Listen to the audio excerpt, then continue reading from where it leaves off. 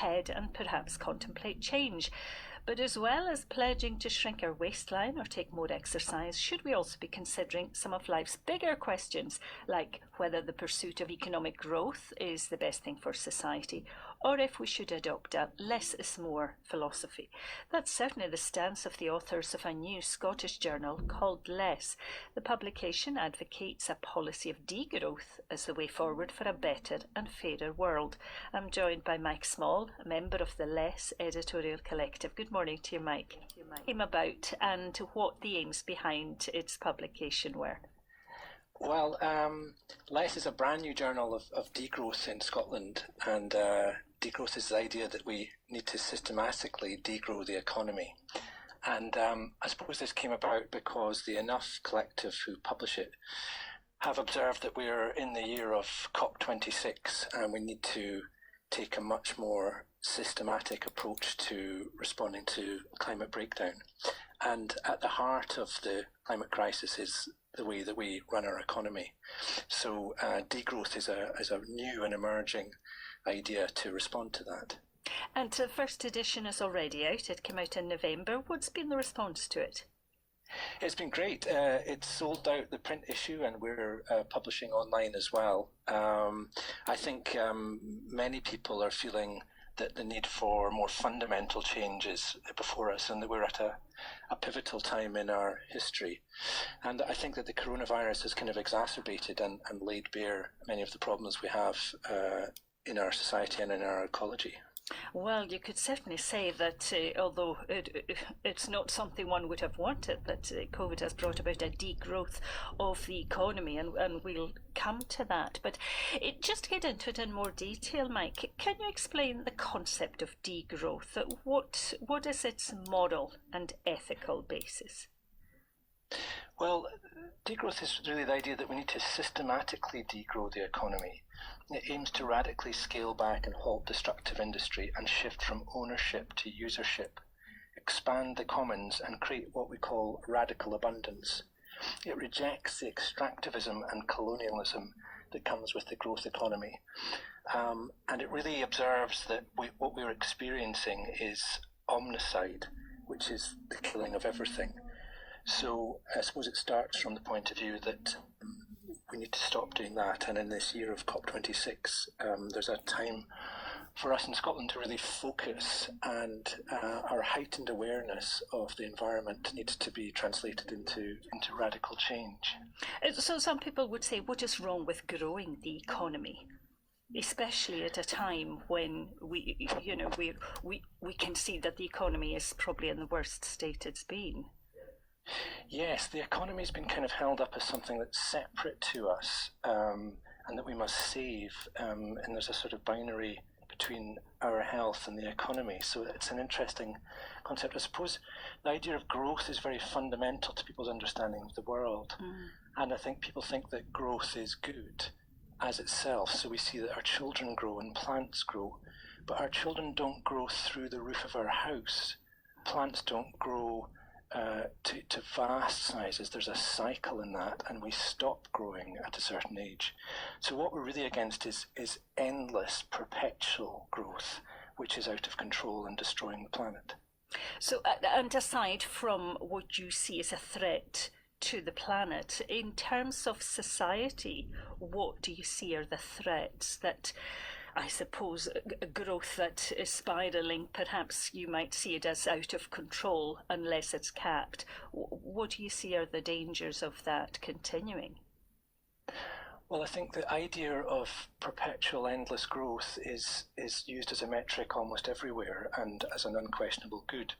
But instead what we need to do, we advocate, is to work less, to produce less, to consume less, and to be more. And we have seen sort of glimpses of those issues through the virus experience. So people are beginning to challenge what their work-life balance is. They're beginning to re-understand their neighbourhoods. They're beginning to appreciate the natural world. And although this is a deeply traumatic experience, it is one that some good may come out of if we can reconstruct society in the aftermath. Is this more about a fairness? I mean, is the pursuit of economic growth of itself inherently bad? Because surely if you have a larger pie, if we can use that as a kind of a way of describing it, surely there's potentially more to share out and go round. Well, there is an assumption that the growth economy creates jobs and creates equality, and we all rise up together. But the lived experience of everyone is that that's just not true. The growth economy doesn't deliver equality. It doesn't deliver prosperity. It delivers a kind of radical precarity, and we're now all experiencing that. So the whole world is destabilised by the growth economy. Give me some practical examples of degrowth projects in Scotland. Yeah, well, in our journal, we want to grassroots community projects, and in the first issue we look at the Remakery network, which is a network of shops which take things in and you get them mended rather than buy new. And we also look at the tool libraries network that's emerging, where people can reskill themselves and share tools, so that we don't all have to own individual tools that we maybe use once every 3 years. Or, for example, there's a project called the Tidal Zones on Skye, which is a response to salmon farming and instead creates restorative ways of fishing.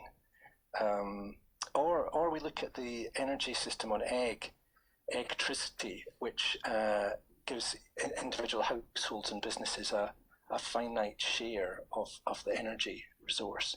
So all of these are projects which are practical and operating now, which we argue are sort of the beginnings of a degrowth economy.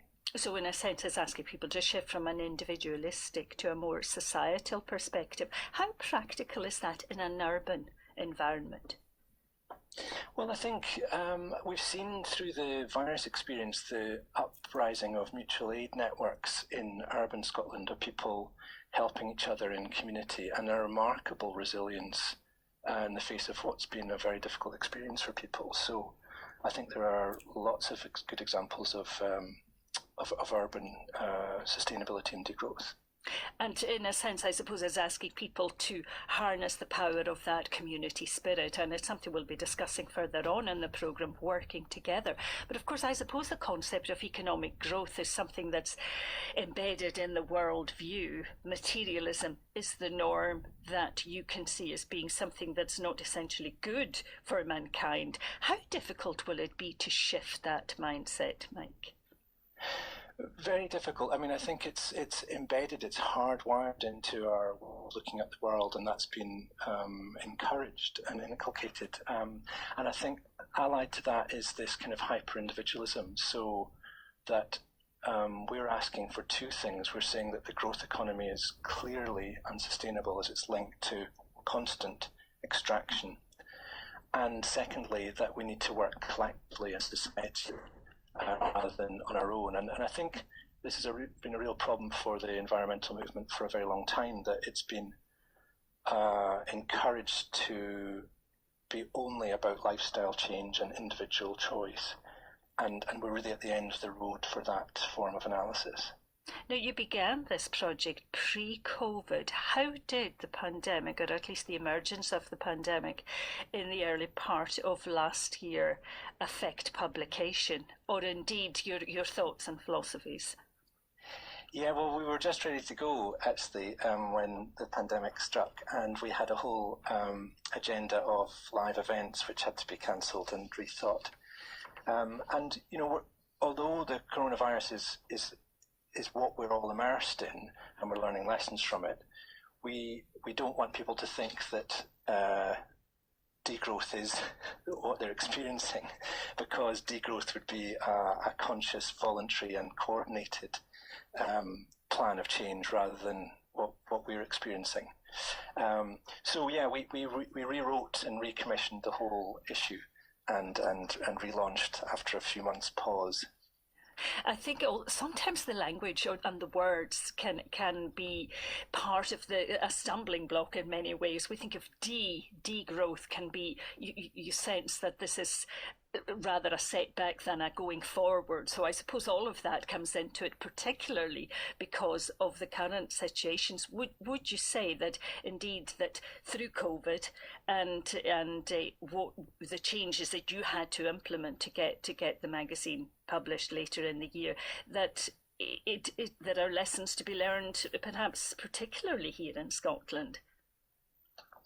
Well, yes. I mean, I think that we're we're we're underestimating the extent of the economic damage that is happening and is about to happen. And I think we underestimate the task of reconstruction and restoration that will be ahead of us. And I think it will be like coming out of the war. I think we need the same sort of radical thinking to reconstruct society, and we need to think about what are the industries and sectors that we save in the year of COP26 in Glasgow. Are we really going to save the airline industry and the cruise liner industry and the automobile industry? This is an opportunity for radical change and for radical rethinking of our economy and our society. And that's an opportunity that lies before us. Well, thank you for that. You can find out about